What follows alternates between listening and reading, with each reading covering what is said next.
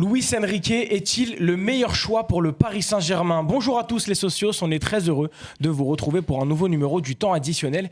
Et oui, il est temps d'aborder cette question. Alors on le rappelle, à l'heure où nous parlons, Luis Enrique n'est pas encore nommé entraîneur du PSG, mais les discussions semblent très avancées. Alors on va se poser la question, est-ce qu'il est le meilleur choix actuellement pour le Paris Saint-Germain, pour les futures années du club parisien? On va en parler tout de suite avec mon plateau. À ma gauche, Walid Acharchour. Salut Walid. Salut Sam, salut à tous. Comment tu vas? Ça va super. La forme? Ouais, très bien, c'est un bon petit sujet et je pense qu'il y a des choses à dire comme d'habitude.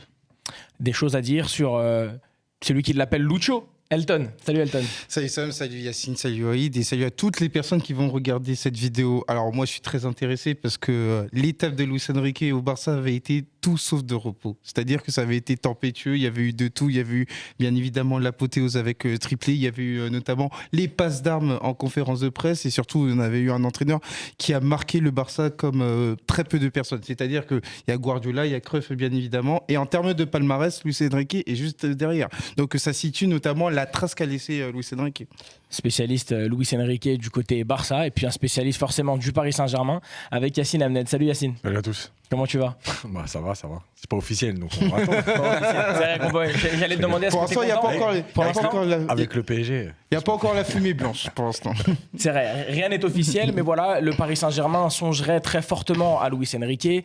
Quelques indices tendent vers ce choix-là, notamment le recrutement de Marco Asensio, la fin du contrat de Sergio Ramos, la fin de l'aventure de Sergio Ramos.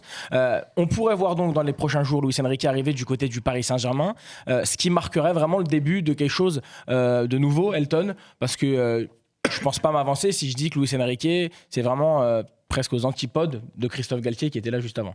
Oui, exactement. À savoir que Christophe Galtier était un coach qui était tout en rondeur, qui était davantage dans l'idée, entre guillemets, d'accompagner les vestiaires. Luis Enrique, c'est absolument pas ça. Luis Enrique, il est arrivé au Barça dès sa première saison.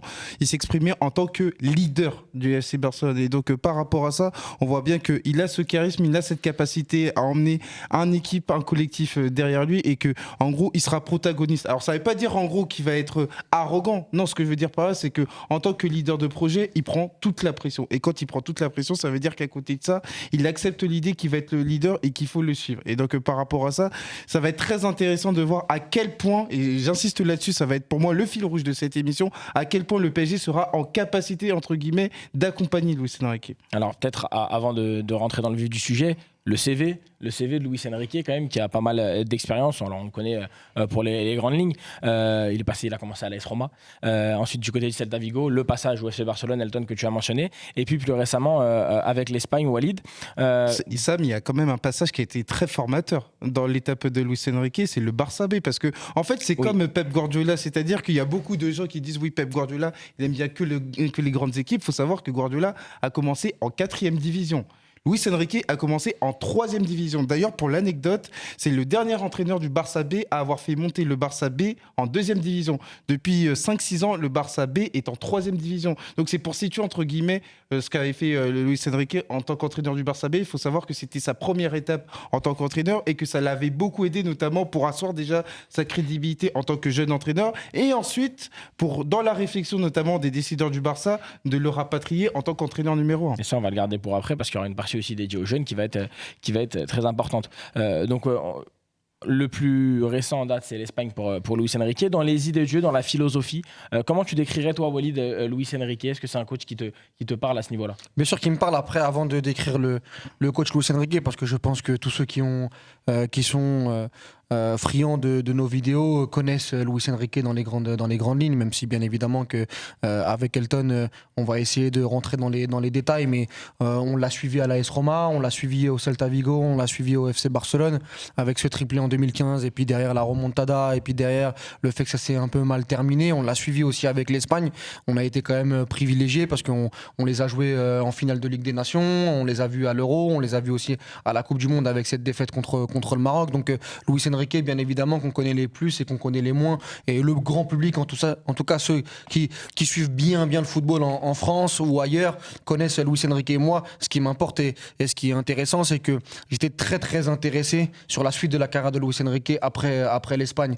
Et à partir du moment où il était sur le marché des transferts des coachs, je l'ai souvent dit post-Coupe du Monde, parce que moi j'ai plutôt aimé ce qu'il a fait avec l'Espagne, même si bien évidemment tout n'était pas parfait, de voir comment Luis Enrique va revenir dans le monde des entraîneurs de clubs. Après son passage où ça n'a pas été simple, parce qu'il y a eu l'histoire avec sa fille malheureusement qui l'a empêché d'avoir une vraie continuité. Il y a eu l'intérim de comment il s'appelle, Robert Moreno. de Robert Moreno, l'ancien entraîneur de Monaco notamment. Donc moi j'étais curieux de voir qui allait reprendre Luis Enrique, et je me disais le club qui allait prendre Luis Enrique, je pensais moi aller faire un gros coup.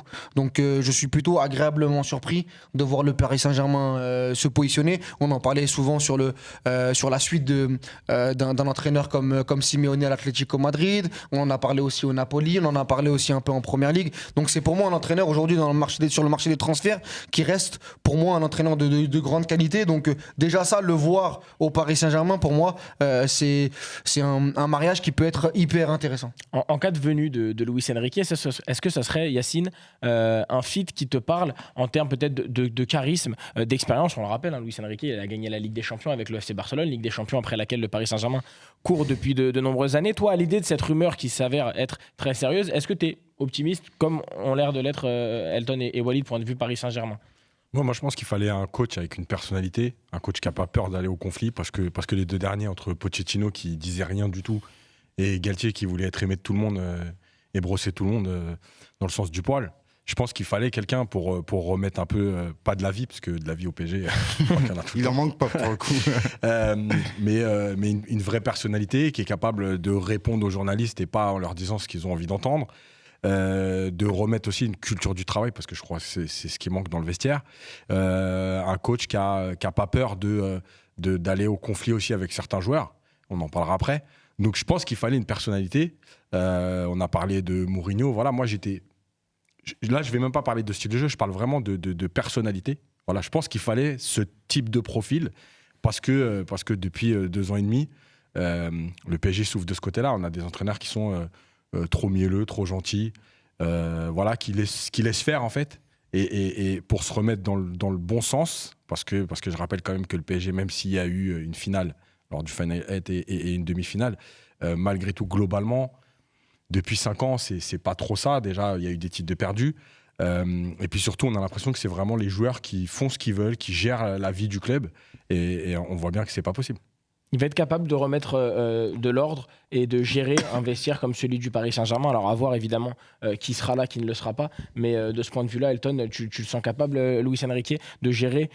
Est-ce qu'il va être le coach qui va réussir à prendre en main ce vestiaire-là? Et puis j'ai envie de dire, s'entendre aussi avec tous les composantes du club. Pour moi, ça va être la question la plus importante. Je veux dire par là, si le PSG recrute Luis Enrique parce qu'il a remporté la Ligue des Champions avec le FC Barcelone, le PSG fait une grave erreur. Par contre, si le PSG recrute Luis Enrique parce que c'est un entraîneur qui justement est capable d'être un leader charismatique de projet, et qu'en ce sens, on va l'accompagner notamment à travers le football, parce que quand on parle de Luis Enrique, ce qui est très important, c'est que Luis Enrique, il est très centré par rapport au football. C'est-à-dire que c'est un élément qui est très important. Luis Enrique, c'est pas un entraîneur qui va courir notamment après une renommée, après notamment la nécessité d'un trophée. Pourquoi je te dis ça, Sam? Parce que c'est quelque chose qui est très inédit quand on parle notamment de la trajectoire des entraîneurs du PSG. Il faut savoir que depuis Carlo Ancelotti, tu n'as pas retrouvé de coach qui avait déjà remporté la Ligue des Champions. Ce que je veux dire par là, que ce soit Laurent Blanc, Unai Emery, Thomas Tuchel, Mauricio Pochettino et Christophe Galtier, c'était des entraîneurs qui arrivaient notamment du côté du PSG. C'était l'étape charnière dans leur carrière de coach. Luis Enrique, quoi qu'il arrive du côté du PSG, sera toujours associé au fait qu'il a remporté le triplé avec le FC Barcelone, qu'il est le 3e entraîneur le plus titré du FC Barcelone. Et par rapport à ça, pour Luis Enrique, ça lui donne une certaine marge de manœuvre. Ça lui donne une certaine marge de manœuvre au moment d'impulser des décisions. Et c'est ce qui va être très intéressant. À quel point, et je le disais en début de l'émission, le PSG va accompagner ces décisions-là. Parce que clairement, Luis Enrique ne sera pas l'homme du compromis. Parce que ce qu'a fait, et je parle sous contrôle de Yacine, ce qui a fait défaut notamment du côté du PSG, c'est cette forme de compromis, c'est cette forme de pas, entre guillemets, trancher dans le vif. Luis Enrique, il va le faire. Maintenant, la question est de savoir si le PSG sera en mesure, entre guillemets, d'accéder notamment aux désirs de Luis Enrique. Parce que Luis Enrique, encore une fois, il a un rapport terrain. Tu sais, Sam, il y a quelque chose qui est très important, qui pour moi définit Luis Enrique, c'est un verbe en espagnol, compétir. En français, ce serait très compliqué de traduire, ça voudrait dire concourir. Concourir. En espagnol, c'est compétir. Quand tu regardes notamment les équipes de Luis Enrique sont marquées du sceau de la personnalité, de cette capacité à être compétitif, que ce soit en tant que joueur, mais surtout en tant qu'entraîneur. Je vais te donner 2 exemples, à savoir la saison 2014-2015, où le Barça, à un moment donné, a 8 points de retard face au Real Madrid. Et parce qu'ils ont cette capacité, entre guillemets, de compétir, ils remontent dans un premier temps par rapport au Real Madrid avant de remporter la Liga et ensuite de faire le triplé.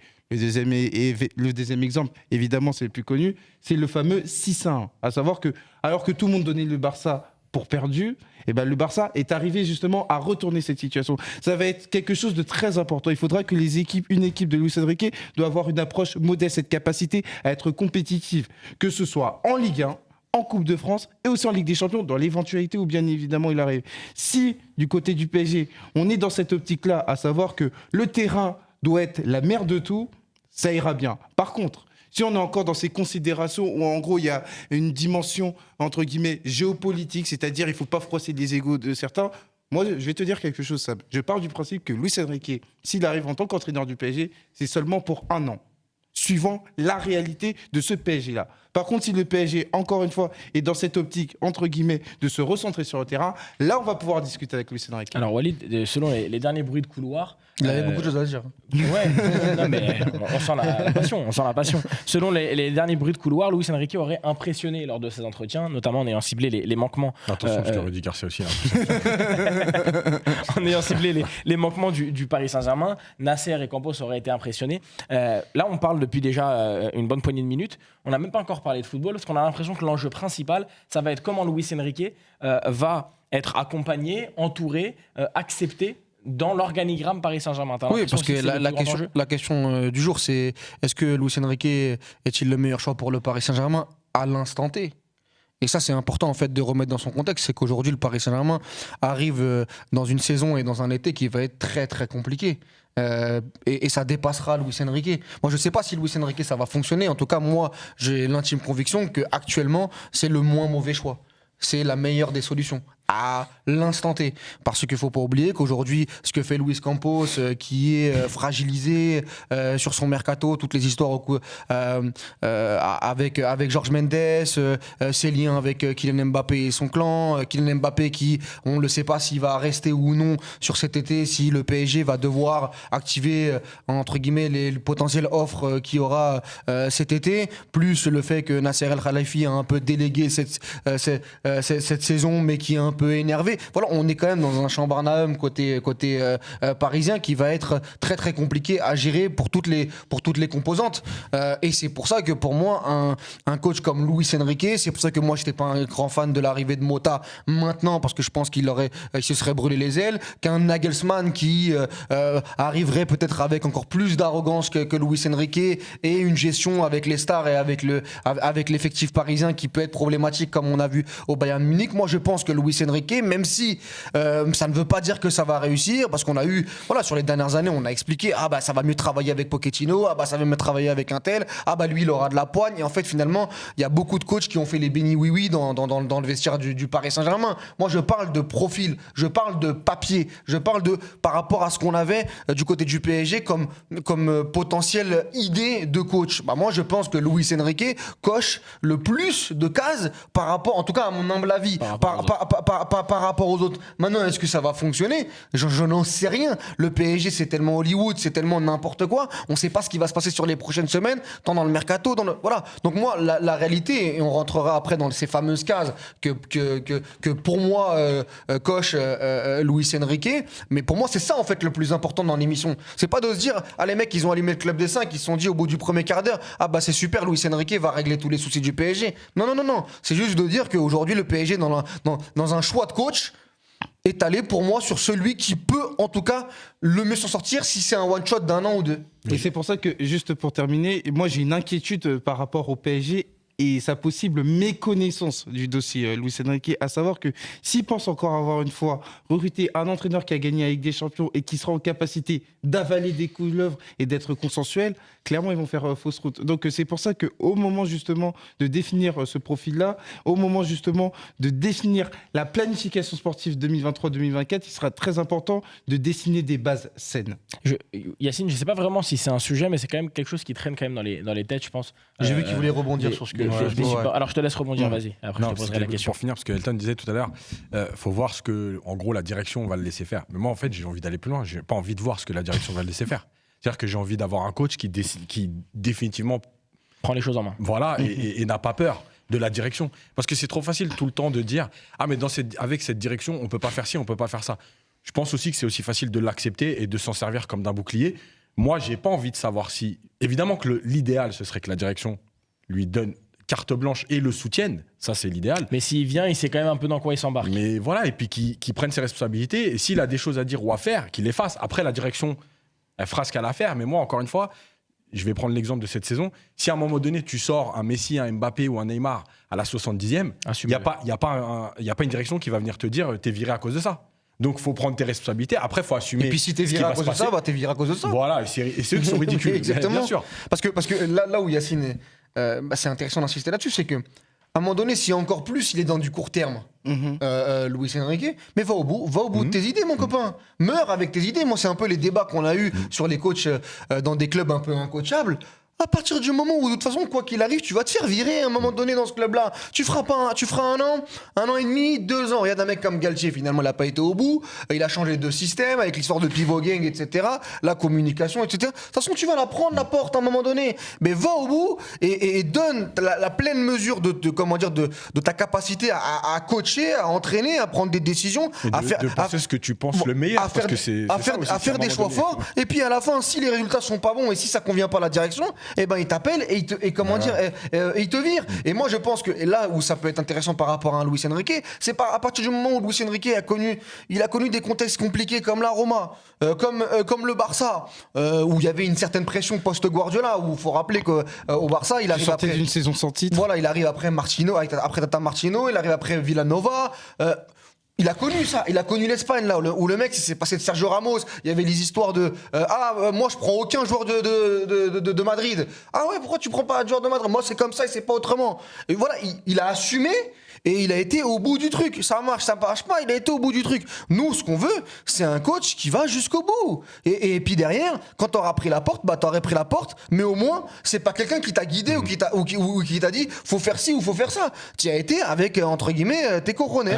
Dans cet environnement, Yacine, est-ce qu'on peut craindre, parce que c'est pas vraiment un sujet, mais quand même un accueil des supporters envers Luis Enrique, qui, on le rappelle, est le coach qui était sur le banc du FC Barcelone pendant la remontada?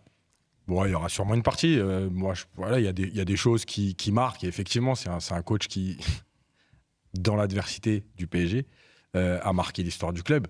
Après, je pense que les supporters, aujourd'hui, sont tellement déçus qu'ils n'en sont plus là. Il a des références, comme on le répète depuis le début. Il a montré des choses, il a montré du caractère. Voilà, je pense que les supporters... Il y aura toujours une partie de supporters qui pensent ça et ils ont le droit. Mais qui pensent quoi?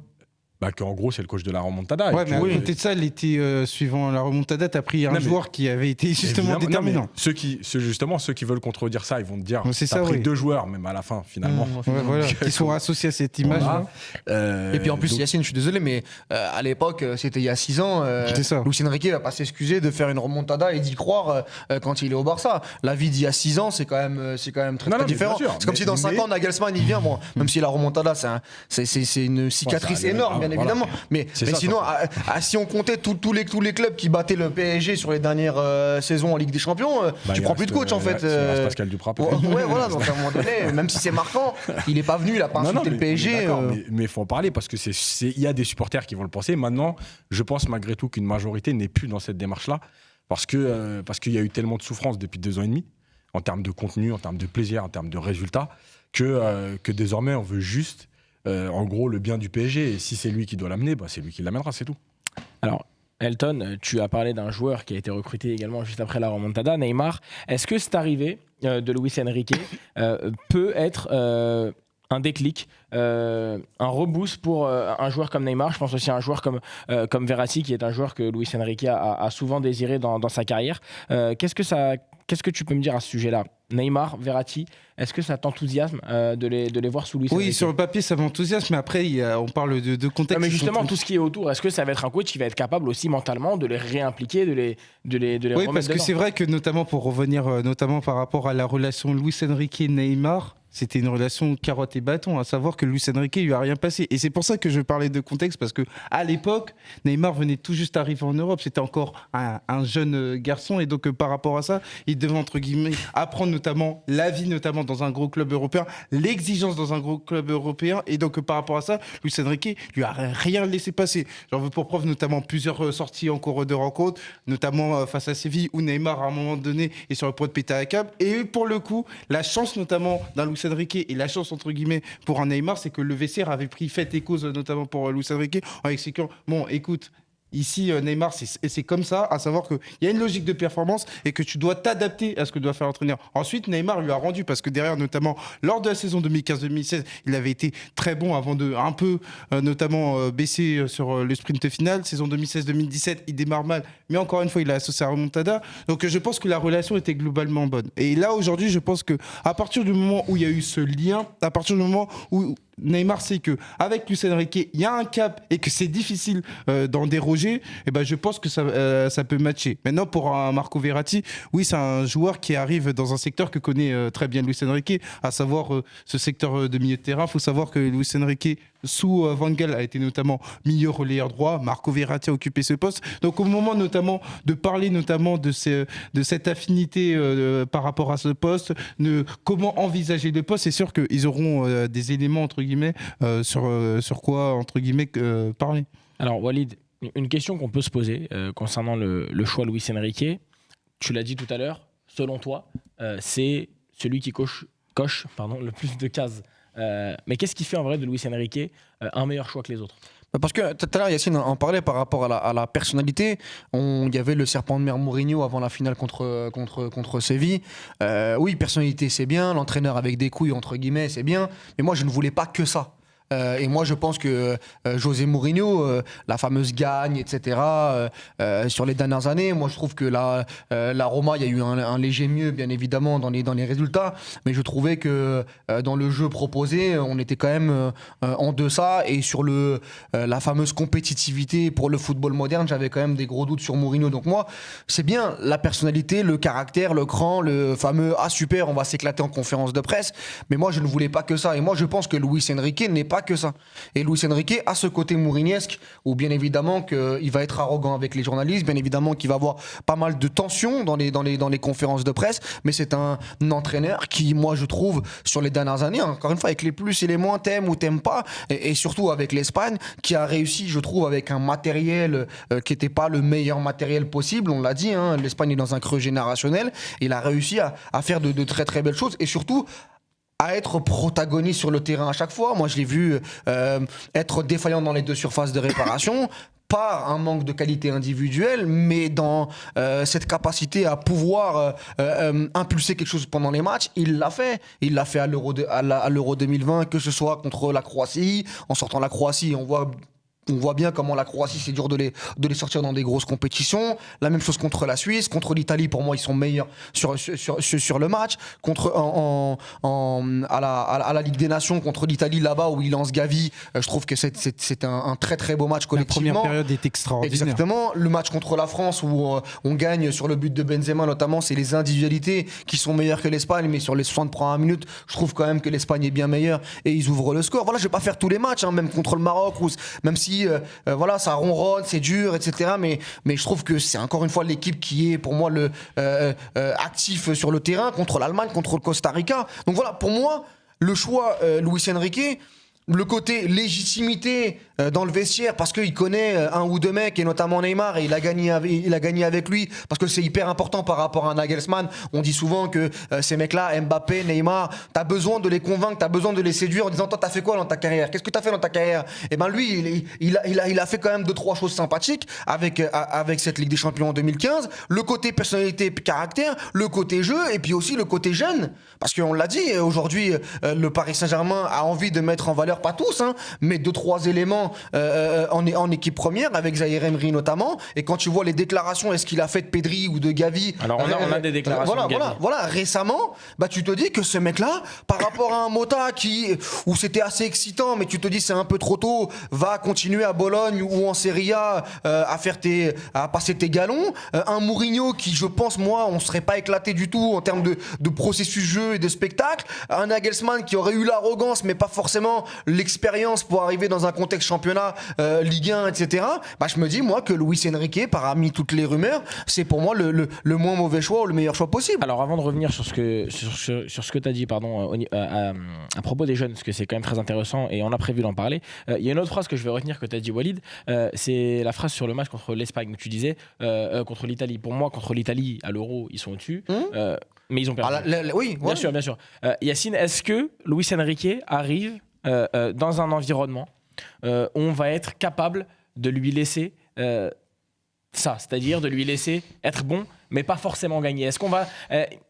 allez, quart de finale, Paris Saint-Germain, Real Madrid, le PSG domine outrageusement mais ne passe pas. Est-ce qu'on va être dans un environnement où on va laisser de la continuité et du temps à Luis Enrique, ou est-ce que ça peut être quelque chose qui pourrait être source de fracture? Ça dépend avec les dirigeants, avec les supporters. Les supporters, je pense que désormais, ils le laisseront. Ce qu'on attend aujourd'hui de l'entraîneur du PSG, en fait, c'est d'arrêter d'être ridicule. La Ligue des Champions, encore une fois, il n'y a qu'un vainqueur. Ça demande du temps.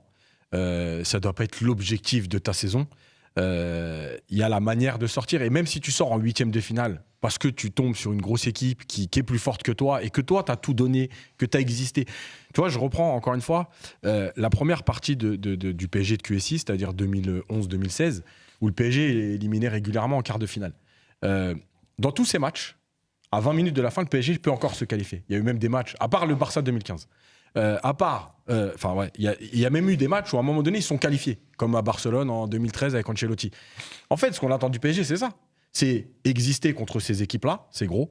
Être en mesure de te qualifier à un quart d'heure de la fin. Après, c'est le football, c'est-à-dire que ça passe ou ça passe pas, mais c'est pas un drame. Par contre, vivre les matchs que tu as vécu les dernières années, et notamment cette année où t'existes pas au match aller parce que tu décides de faire un match en mode Ligue 1 bas de tableau, à faire que défendre pour tenir à peu près et espérer au match retour, et au match retour exister 20 minutes, non, ça c'est pas possible. Donc les supporters, je pense qu'ils sont plus dans cette démarche de dire la Ligue des Champions c'est ton curseur et tout, parce qu'aujourd'hui tu gagnes plus la Coupe de France, parce qu'aujourd'hui sur les 3 dernières années tu gagnes 2 titres de champion, donc t'en perds quand même un, parce que le spectacle il est plus au rendez-vous, c'est-à-dire que même aller au parc tu gagnes les matchs mais tu te fais chier.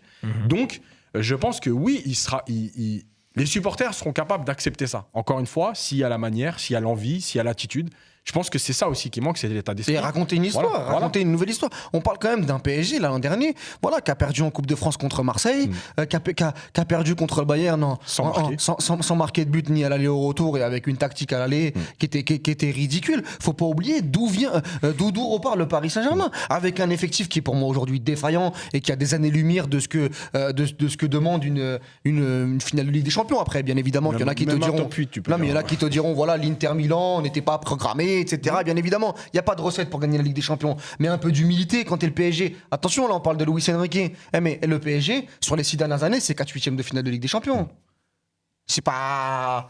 On parle pas là, il va pas prendre le Real Madrid, Luis Enrique. Donc dans l'histoire, ce serait pas bien vu. Oui, enfin voilà, mais c'est un exemple. C'est pas aujourd'hui en termes de pression, on parle d'une équipe qui déjà redevient compétitif dans un premier temps, et puis après l'appétit vient en mangeant. Parce que finalement, ce qui s'est passé cette année, même sur les dernières années, dans ce que dit Yacine sur le fait d'être compétitif à 20 minutes de la fin, 15 minutes de la fin, globalement, il n'y a que cette année où tu es ridicule, où tu termines 2e, où tu perds en Coupe de France, ou comme je viens de le citer, contre le Bayern Munich, parce que l'année d'avant, globalement, même si on n'était pas satisfait, 3 mi-temps sur 4, tu es au-dessus du Real Madrid, et que tu débranches mentalement, que l'année d'avant, tu fais quand même demi-finale contre City, et tu sors sors le Bayern et le Barça. Là, il y a que cette année où finalement, t'es ridicule en tout point. Donc, je pense que moi, Luis Enrique, par rapport à ce qu'on a vu cette saison, va apporter du mieux. Il pourra pas faire pire de toute façon. Et je pense qu'on racontera une histoire où déjà, même dans le train-train quotidien du football en Ligue 1, voilà, pouvoir analyser le PSG, pouvoir comprendre où il va,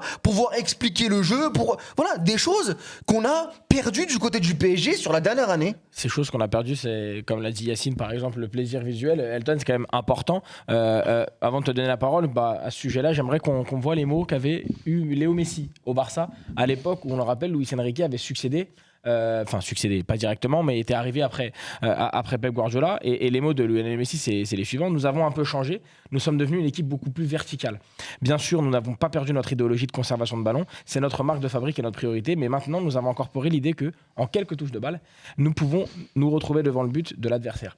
C'est quand même un enjeu important aujourd'hui quand on recrute un coach en étant le Paris Saint-Germain, de proposer quelque chose de visuellement intéressant et agréable à regarder. C'est faux que moi, a posteriori, il y a des débats qui ont tourné. C'est-à-dire qu'à l'époque, il y avait une guerre notamment autour de Luis Enrique, notamment sur la manière dont il arrivait justement à harmoniser footballistiquement sur les personnes. Il faut savoir que l'ère Guardiola était tout récente. Et donc, voir notamment le Barça battre le Bayern, certes 3-0, mais en renonçant à la possession de balle. Battre Manchester City de Guardiola en renonçant à la possession de balle. Battre le Real Madrid 2-1 en renonçant à la possession de balle n'était pas forcément accepté.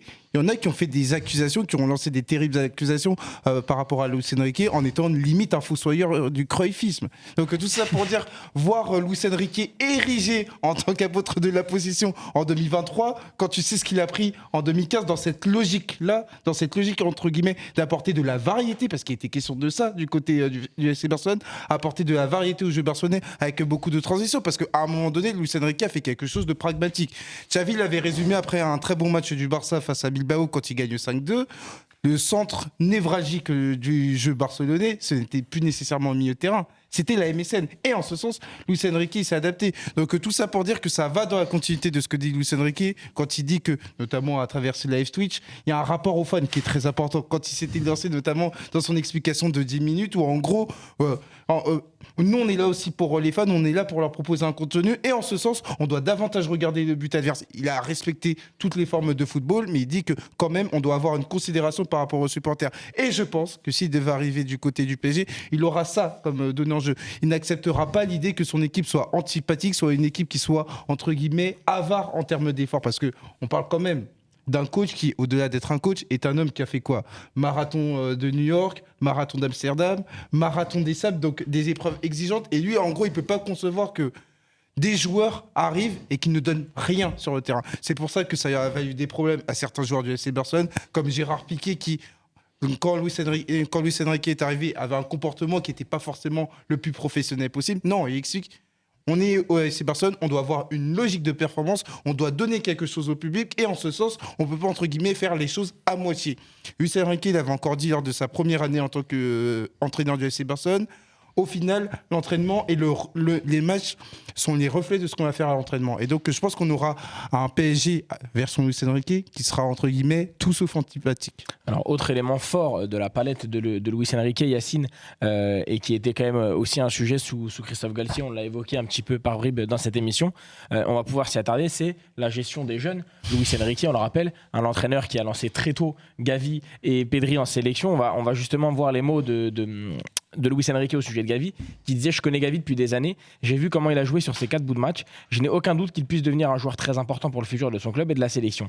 C'est ce qui me conduit à le sélectionner, l'âge n'est pas important, ce qui compte c'est ton attitude sur le terrain et comment tu t'adaptes aux idées de ton entraîneur. » Il me semble qu'à l'époque il avait 17 ans. Il venait d'avoir 17 ans. Il venait d'avoir 17 ans quand il était sélectionné. Et il rajoute, parce que là c'était dans la liste des 23, ne soyez pas surpris si vous le voyez démarrer contre l'Italie. C'est ça, ouais. Il avait déjà son identité. Voilà. C'est ça. Et c'est voilà. Demi-finale de Ligue des Nations quand même. Ligue des Nations à la tête de laquelle l'Espagne s'est inclinée avec la Croatie. Contre la France. Oui. Ils battent l'Italie contre la France. Pardon. On a des joueurs comme Zahir Emery du côté du Paris Saint-Germain, notamment, entre autres Yacine. Est-ce que tu penses, toi, que de ce point de vue-là, c'est aussi enthousiasmant l'avenue de Luis Enrique parce que au milieu de toute cette personnalité dans le jeu et de ce qu'il peut et va mettre en place en cas de venue, il y aurait aussi enfin la mise en avant, quand il le faut, des jeunes joueurs du Paris Saint-Germain. Oui, il était à 2 doigts de dire tu me parles pas d'âge. Mais bien sûr, parce que quand tu es capable de lancer des joueurs aussi jeunes en sélection, alors qu'on te dit toujours que la sélection, en plus, c'est le top, que l'expérience, etc., ça prouve quelque chose. C'est intéressant aussi sur le profil des joueurs, parce qu'il y a leur âge. Donc il y a le fait qu'il y ait des joueurs qui soient formés au club et au PSG, on forme des joueurs qui après s'exportent mais ne jouent pas vraiment au PSG. Mais il y a aussi les profils, c'est-à-dire qu'il ne va pas non plus être dans cette démarche qu'on aime beaucoup en France sur le côté athlétique. S'il y a un joueur qui est plutôt petit mais qui est un très bon joueur, il considère qu'il a le niveau et qu'il peut apporter, il le fera jouer. Et aujourd'hui au PSG, il y en a certains aussi qui sont dans ce cas-là. Donc évidemment que c'est un plus parce que Christophe Galtier, lui, n'a jamais osé. Quand il l'a fait, ça a été un débat récurrent ces dernières semaines. Il paraît que Zaïre Emery a beaucoup joué. Il a beaucoup joué, oui, quand il y avait 18 absents et qu'il n'y avait plus le choix, en fait. Et là, c'est pas du tout le cas. C'est-à-dire que là, s'il considère à un moment donné que Zaïre Emery est meilleur que des joueurs qui ont 25, 28, 30 ans, eh ben, il le fera jouer. Je pense qu'il y a juste peut-être le contexte PSG à prendre en compte parce que au PSG, on a des supporters aussi qui sont très schizophrènes. C'est-à-dire qu'ils veulent des titis, mais dès qu'ils ratent un match, on leur tombe dessus pour dire qu'ils n'ont pas le niveau. Donc là aussi, ça va être quelque chose à gérer malgré tout, parce qu'on n'est pas dans une... je vais être un peu dur, mais en France, on n'est pas dans une connaissance du football qui est assez développée comme on l'est dans d'autres pays, et notamment l'Espagne. En Espagne, on regarde des profils, on regarde si un joueur se rate à 17 ans, on peut comprendre certaines choses. Au PSG, on l'a vu régulièrement, dès qu'un joueur se rate, et rappelez-vous Nkunku, parce que tout le monde parle d'Nkunku aujourd'hui, mais les premiers matchs d'Nkunku, il y a plein de gens qui te disaient mais qu'est-ce qu'il fait là ? Donc, il y a ça aussi à prendre en compte. Il faut être capable de te dire non mais ok, il y a l'avis du public, mais moi je sais où je vais, je sais ce que je fais, et aussi soutenir le joueur, parce que le joueur il va en prendre aujourd'hui plein la tête sur les réseaux, etc. Il faut être capable de dire à un gamin de 17 ans, écoute, t'as raté ton match, ça arrive, moi je te fais confiance, t'occupes pas de ce qui se dit dehors, moi je te fais confiance. Il y a cette problématique là. Par contre, ce qui est sûr, c'est que oui, Luis Enrique, c'est dans son parcours, je dis même pas est capable, va lancer des jeunes. Je pense que dans tout son parcours, on l'a vu. Je vois pas pourquoi au PSG ça change. Après, attention, moi j'ai envie de rajouter quelque chose. Luis Enrique va lancer des jeunes parce qu'ils seront compétitifs. Oui, non, mais bien sûr, c'est pas pour faire. Il va pas lancer des jeunes pour lancer des jeunes. Non, mais c'est quelque chose qui est très important parce que, encore une fois, il y a une certaine ironie de la situation. À savoir qu'au Barça, on lui a fait le procès notamment de ne pas utiliser les jeunes. C'est pour ça que c'est marrant a posteriori. Et à l'époque, Luis Enrique, qui était passé par Barça B, c'est pour ça que j'insistais sur ce passage, avait lancé un petit taquet notamment aux jeunes parce qu'ils venaient de descendre notamment en 3e division en disant que le niveau de performance était grosso modo éloigné de ce que demandait le Barça qui, à l'époque, parce qu'il y a les moins de 8 ans qui ne peuvent pas connaître ça, était la meilleure équipe au monde. Et donc par rapport à ça, il y avait un certain cadre compétitif à avoir et en ce sens, les jeunes ne l'avaient pas. Le contexte espagnol, le contexte sélection est différent parce qu'on était sur un processus de reconstruction assumée, avec notamment cette idée de rajeunir dans un premier temps l'effectif tout en restant compétitif, de solder entre guillemets le cycle extraordinaire 2008, 2010, 2012 de l'Aurora qui gagne tout. Et donc par rapport à ça, on a amené Luis Enrique avec cette idée d'avoir un entraîneur qui sera capable de prendre les décisions. C'est comme ça que Sergio Ramos est parti. Pourquoi j'insiste là-dessus ? Parce que en gros, s'il y a le choix entre un joueur qui a 28 ans et un joueur qui a 17 ans, Luis Enrique ne va pas regarder la carte d'identité. Ce qui va intéresser Luis Enrique, c'est la logique de performance. Et Luis Enrique a toujours revendiqué, quand il était sélectionneur espagnol, d'avoir une approche club, à savoir que c'est le rendement, c'est la performance qui va parler. Et que même si le joueur en question est jeune, mais qu'à côté de ça, il a un profil et un rendement qui est en adéquation avec ce qu'il veut, eh ben, il va l'appeler. Ça a été comme ça pour Gavi. Ça a été aussi comme ça pour un Jérémy Pino qui arrive en sélection. Il a moins de 6 mois en pro avec Villarreal. Tu peux rajouter Baldé. Je peux rajouter Baldé. Tu peux rajouter Baldé qui avait moins de 10 matchs. Fati avant sa blessure. Fati, on peut rajouter Nico Williams. Donc ça a toujours été le fil conducteur de Luis Enrique, à savoir que le profil et le rendement sont des éléments cardinaux pour Luis Enrique et que pour peu qu'ils aient ça, la question de la carte d'identité ne se pose pas. Walid ? Non, mais tout a été dit. Ça fait partie et ça va faire partie des des cassures entre ce qu'on a vu, je pense, l'année dernière et ce qu'on va voir l'année prochaine, même si, attention, l'idée n'est pas d'avoir la Youth League du côté du Paris Saint-Germain, mais quand il y aura des besoins et quand il y aura des joueurs qui mériteront de faire 30 minutes, 25 minutes, d'avoir, je sais pas moi, quand il y aura 3, 4, 5-0 pour le Paris Saint-Germain, on ne verra pas, comme on a vu l'année dernière, Carlos Soler à 90 minutes pour 90 minutes. Moi, je pense qu'on aura une volonté de la part du coach de faire progresser certains joueurs, d'apporter un vent frais, d'apporter aussi de la concurrence et de faire des choix forts en montrant à certains que leur place n'était pas acquise. En tout cas, sur le papier, c'est ce que nous a envoyé Luis Enrique sur les dernières années. Après, s'il ne le fait pas au Paris Saint-Germain, on le jugera sur pièce et on le dira aussi. Mais on a quand même l'impression que c'est pas un entraîneur qui fait pour faire, quoi. Exactement. Et ça, moi je trouve ça intéressant quand on va pas retirer sur l'ambulance, mais quand l'année dernière, après un match contre le Bayern de Munich, et quand tu mets Zaïre Emery limite piston droit ou milieu droit, et que derrière tu te dis bah regardez, moi vous pensiez vraiment que j'avais envie de faire jouer un joueur de 17 ans. Je suis pas sûr, moi, que Luis Enrique ait la même communication. Je pense que c'est quelqu'un qui est persuadé, qui est persuasif, qui est un entraîneur qui sait où il va, où il veut aller, et je pense qu'il n'y a qu'une route et qu'un chemin. Et à la fin, il y a eu des échecs de la part de Luis Enrique, parce que beaucoup le surnomme en tant que loser sur les dernières années, notamment. Voilà, il n'y a que le Barça. Défaite. Voilà, il y en a beaucoup, moi, avec qui j'ai discuté sur les dernières semaines, qui te disent bah voilà, ouais, en 2015, le Barça aurait pu gagner tout seul, etc. Moi, je ne le pense pas. Le Barça ne gagne plus. Voilà. Et on a bien vu vu ce qui s'est passé depuis 2015 et avant 2015 entre Pep Guardiola et Luis Enrique. Donc voilà, moi je pense qu'en tout cas on racontera une meilleure histoire l'année prochaine au Paris Saint-Germain. Peut-être que ça sera une transition pour Thiago Motta dans 2 ans, ou pour un PSG un peu moins hors sol, avec des contrats qui vont se terminer sur les prochaines années. Et moi je pense que c'est un bon compromis aujourd'hui. En tout cas, on a fait le tour de la question. On a volontairement, les socios, je vous le dis, on a volontairement pas encore décidé d'aborder tout ce qui est mercato, ouais, parce que ça, c'est un autre dossier. Voilà, on le rappelle. Luis Enrique n'est pas encore l'entraîneur du Paris Saint-Germain. Mais ça fera partie, bien évidemment, aussi de. Et on en parlera en temps voulu. Parce qu'il y a le conseiller sportif qui vient de re-signer avec le Celta Vigo. Donc ça va être intéressant. Merci beaucoup, Walid. Merci Yacine. Merci Elton. Merci à vous. Les socios, avant de se quitter, évidemment, n'hésitez pas. Mettez un maximum de pouces bleus, partagez la vidéo et le projet du Club des 5 à vos amis qui ne le connaissent pas encore, et puis à ceux qui nous écoutent en podcast, n'hésitez pas à mettre 5 étoiles, ça nous fera grandement avancer. En attendant, je vous dis à bientôt et merci pour un nouveau numéro du temps additionnel. Ciao. Salut.